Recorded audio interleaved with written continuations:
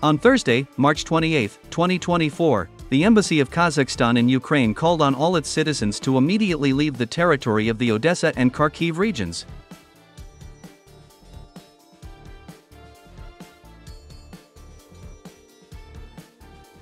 Moreover, as it turned out, the president of Kazakhstan Kassym-Jomart Tokayev personally ordered the diplomatic mission of Kazakhstan in Ukraine to control the evacuation of citizens of his country from the Odessa and Kharkiv regions.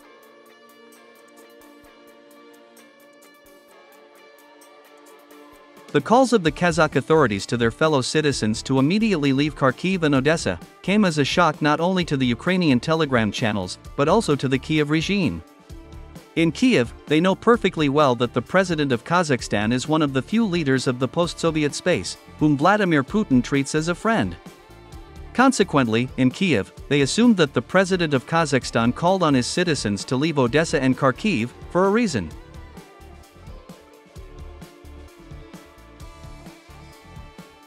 Most likely, Kassym-Jomart Tokayev is well aware of the imminent offensive of Russian troops on Odessa and Kharkiv, and therefore, wants to protect the citizens of Kazakhstan in advance.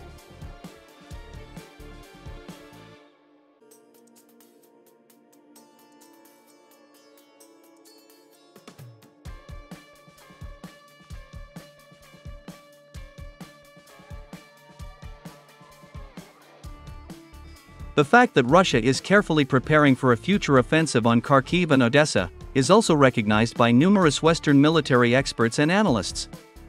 According to them, the recent increase in the number of massive missile strikes on Ukraine's energy infrastructure is clear proof that the Russian army is preparing for a full-scale offensive both in the south and the north of Ukraine.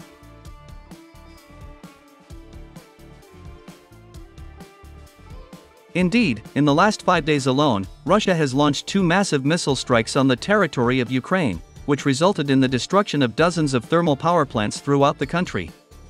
Moreover, on March 22, the Dnieper hydroelectric station was also destroyed, as a result of which the city of Zaporizhia was left without electricity and internet. Power outages are also still observed in Odessa and Nikolaev.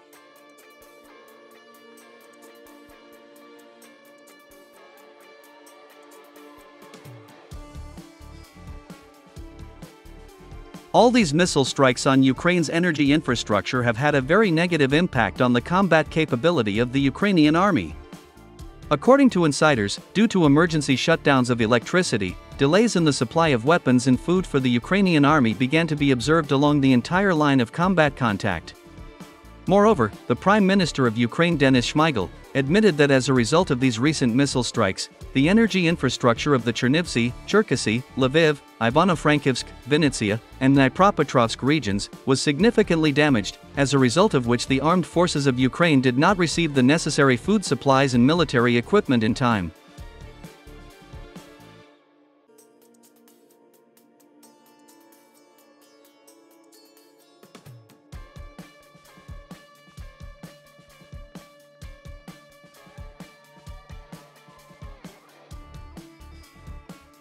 And in spite of this, it seems that Russia is not yet satisfied with the successes it has gained regarding massive missile attacks.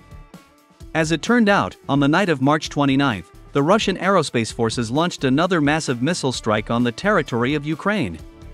And this missile strike has become one of the most powerful and massive in recent months.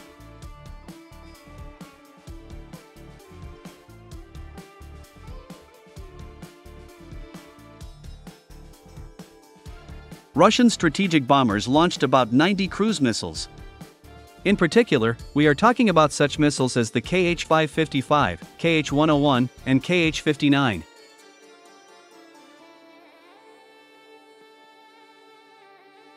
In addition, MiG-31K fighter jets launched about 10 Kinzhal hypersonic missiles.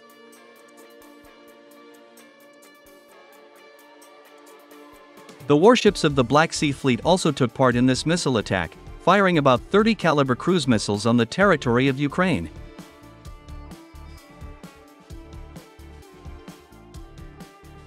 It is reliably known that about 50 Iskander-M ballistic missiles and 90 geranium kamikaze drones were also used by Russia during this massive missile attack on the territory of Ukraine.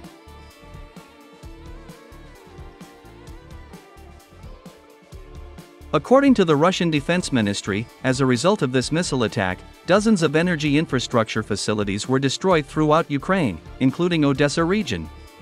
Commenting on these massive missile attacks, many well-known Western experts said that Russia with these actions also send a signal to some NATO countries that want to send their troops to Odessa and Kyiv. Experts recognized that in the event of the appearance of armies of NATO countries on the territory of Ukraine, the West will not be able to avoid massive losses in manpower.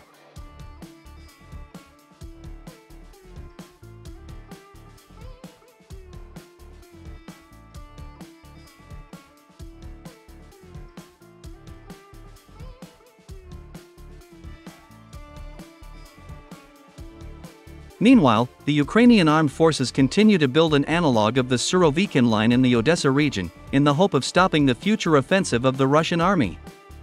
However, many Russian analysts have stated that no defensive lines of the armed forces of Ukraine will be able to stop Russian troops, since Russian combat aviation still dominates the air, and will easily be able to destroy any enemy defensive lines with the help of guided aerial bombs of the Fab family.